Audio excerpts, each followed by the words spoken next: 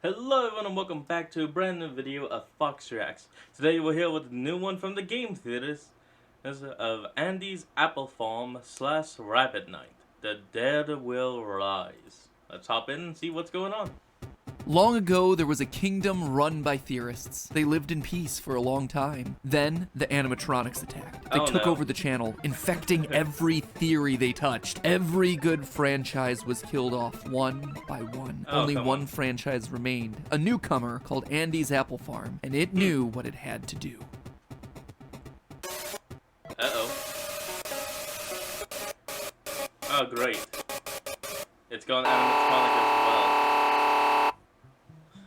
Hello Internet, welcome to Game Theory, where today I need you to be very quiet, cause I'm hunting wabbits. Rabbit Nights, to be exact. Recently, a new indie platformer game was released, Rabbit Night. And despite what the name might tell you, no, it's not another installment in the never-ending parade of Shovel Knight sequels. But that doesn't mean that Rabbit Night isn't a sequel. It is. Kinda. You see, back in November of 2021, developer M36 Games released an adorable little adventure called Andy's Apple Farm. In it, you play as the titular Andy the Apple, who must compete in mini-games against his friends in order to receive a super secret special prize. Oh wow, what's the prize?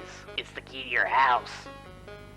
Nothing says raising the stakes quite like getting the keys to your house stolen. That said, all the mini-games are pretty easy. Sorting some fruit, playing some Friday Night Funkin', playing I Spy, so I should be on the fast track to getting those keys back. Except, that's not exactly what happened. Beat the mini-games and your reward is getting locked inside of a barn to play tag against a mysterious new character, Peter the Pumpkin. The game glitches out and suddenly we're treated to disturbing imagery of Andy's face melting and a whole lot of faded photographs of kids with their eyeballs blocked out. Yep, we're not on the Atari anymore, Toto. This is one of those games. We're talking about real-life horror. And the ending we just saw is one of many. By replaying the game and tackling the mini-games in different orders, purposely losing those games, and just generally throwing your body against every wall you can find, you start to unlock the real story of this thing. The story of a family and the mysterious black goo that's been chasing them down for decades. As we pieced together in our last theory, the real story here is that of the Eastwoods. Thomas, a struggling game developer, his wife Cameron, and his two children, Isabella and Lewis. One night in October of 1982, because let's face it, all the scariest things in video games have to happen in the early 80s.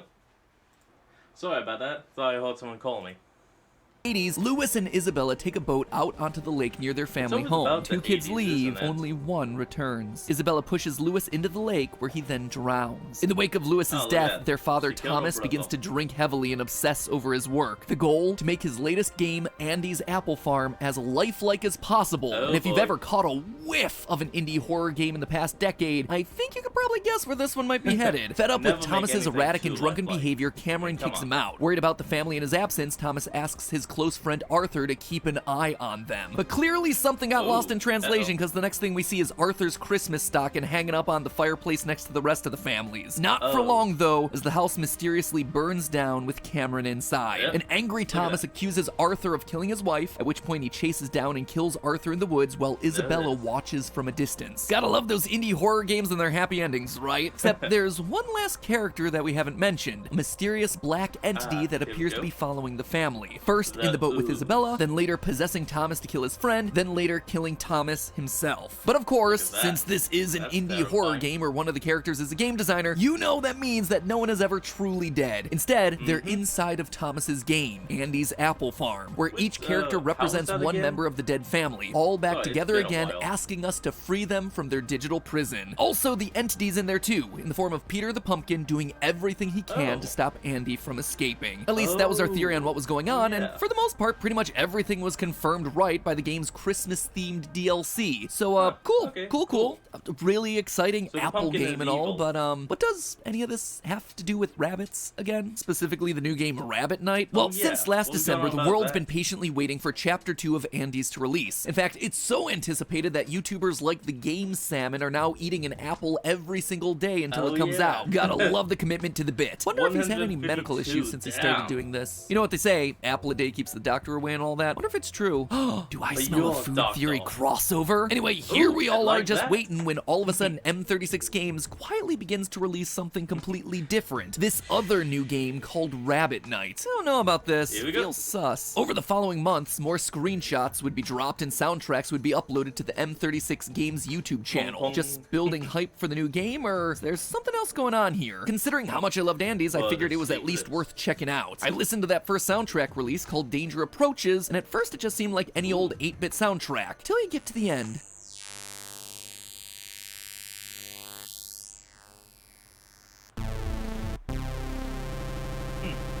That, my friends, is no ordinary audio. That is a spectrogram. Well back.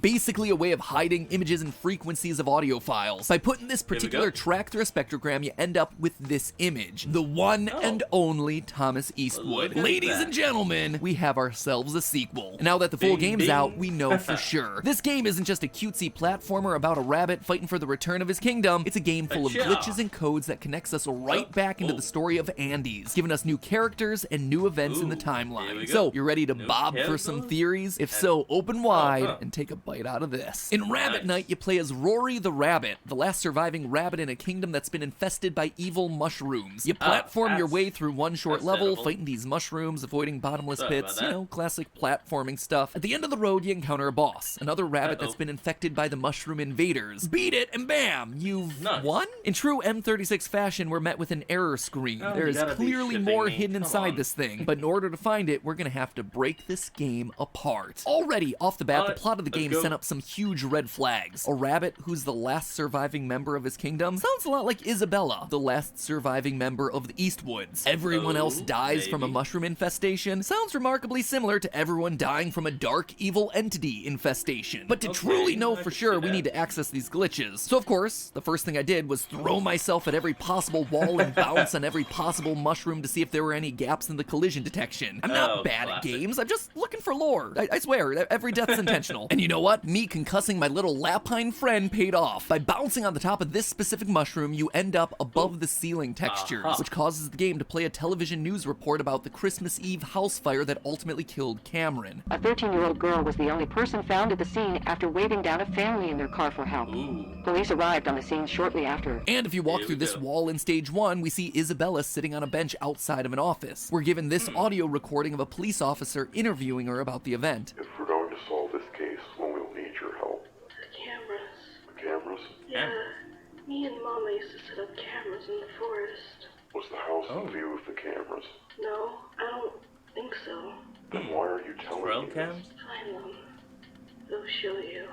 Show us what? Isabella, show us what? Clearly, she's implying that these cameras will show them Thomas murdering Arthur out in the woods, the exact event that we just witnessed. So, true to my hunch, it does seem like this new game is going to be focused around Isabella's story, giving us details about what happened to her after the events that we saw in Andy's apple farm. This is also supported by the game's title screen. When you boot it up, we see the copyright for Eastwood Games 1986. The last time we saw the company was in Andy's apple farm. That game was released in 1983, the same year that Thomas died. So it seems like the business was able to carry on after his death. And sure enough, that's exactly what we see. In stage 2, there's a hanging ledge. If you jump through the wall, you end up setting off a ton of glitches, including the reveal of a letter written by a new character named Jeff. I'm telling you guys, all this blunt force trauma to my rabbit, totally worth it. Anyway, the letter reads as follows. Dear Susan and my daughter Summer, as you know, after my brother's death, we took in his daughter, Isabella, as our own. I know she may seem quiet and reserved, but you should try and open up to her. I know she may seem a little odd, but I think Isabella and Summer could become great sisters. Try talking to her a bit more, okay? She's been through a lot. She could use a little bit of support from you two. Love, Jeffrey. Notice that Jeff says his brother's death. This new character is then Jeff Eastwood, Isabella's uncle. And suddenly the title screen makes a lot more sense. He's the one continuing the family business. That's how Rabbit Night was able to release in 1986 when everyone we knew at Eastwood Games was presumably dead in 1983. So, okay, now we know Isabella's been taken in by her uncle Jeff, but it seems like he may have gotten a bit more than he bargained for. By falling into this specific pit, which might seem like an arbitrary pit, but the clue here is that it's a tough pit to die die, and considering there's 2 layers of crumble blocks protecting you, we get this death screen. Okay. It's game over. Not for Rabbit Night, for Jeff. He dies August 22nd, 1986, shortly after taking in Isabella. No good deed goes unpunished, right? But, listen. You hear that? Quick! Spectrograph! Again! It's more again. audio Spectrograph. code. By shoving that into a spectrogram, we get this, a distorted face, which is nightmare-inducing on its own, but there's also some text. Like I just wanted a safer life for her. It wasn't just Isabella I took in. Something else came with her. But you don't have to take Jeff's word for it. Uh-oh. The entity tells us this exact thing. You see, after you get an out-of-bounds secret, the game drops you into a black void full of assets from Rabbit Night. Except one of those that's kinda things cool. doesn't quite belong. The oddly sinister gourd, Peter the Pumpkin. He glitches out and chases you across the map in a mass of creepy eyes. Lose the race, and you get this, a wall of numbers, which the dedicated theorists amongst you might recognize as hexadecimal code. Though some of the yes, ones the near the top are a hexadecimal little code. tricky to decipher. I I mean, also yellow kinda forget on it yellow. sometimes. Come on, man. Anyway, at the expense of my eyesight, I did manage to decipher it and got the something following old. message. Jeff, you did Oh, damn it. With Ring security cameras. Sorry. And we're back. this to yourself. Sorry about You that. should not have tried to interfere. You took her in, thus me in. She should not be trusted, just like her father. Looks like the crap. adoption was a 2-for-1 deal. You get the cute little girl, and her demonic blob friend comes along for free. What a steal! Apparently, Yeah, it goes what a where steal. Isabella goes, and wasn't just satisfied in only killing one branch of the family tree. But what is this thing? And more importantly, what is its goal? Just killing off struggling What game is this designers? Well, if entity? you do manage to outrun Peter during that final chase, you can keep running, getting closer and closer to a sprite character that looks a lot like Isabella, only to be cut down by a mysterious black tentacle at the last second. So very naive, Jeff. You cannot save her. She is mine to control. All you have done is drag yourself into So a hell wait, you cannot Jeff was escape the from. rabbit? The entity seems to feed on grief, maybe because it makes people easier to manipulate and control. Thomas was Yeah, I could devastated see when that. Lewis died, so that gave the entity an entry point to control Thomas. Then, after everything that happened in Andy's apple farm, Isabella is now in a similar situation. She's grieving. She's lost every member of her family, and so the entity is able to latch onto her and slowly take control. Culminately, Now, where have we it seen this one before? Oh yeah, it's just like we see with the final boss of Rabbit Night. A member of the Rabbit Kingdom has been corrupted by an evil force, and when someone tries to that. save him, they fail. Jeff is Rory the Rabbit Knight, and There it Isabella is the final boss, a being that's been corrupted by an evil force. But again, I for cannot ever what? Going be back to the saved. Christmas DLC for Andy's, there's one scene that shows us that the entity is what's dragging people into the game world. It's also something that we see happen in Rabbit Night. Remember that Go on, obituary Matt. picture of Jeff and the spectrogram code that we saw from earlier? Well, after everything fades away, we see a brief glimpse of a pixelated sunflower.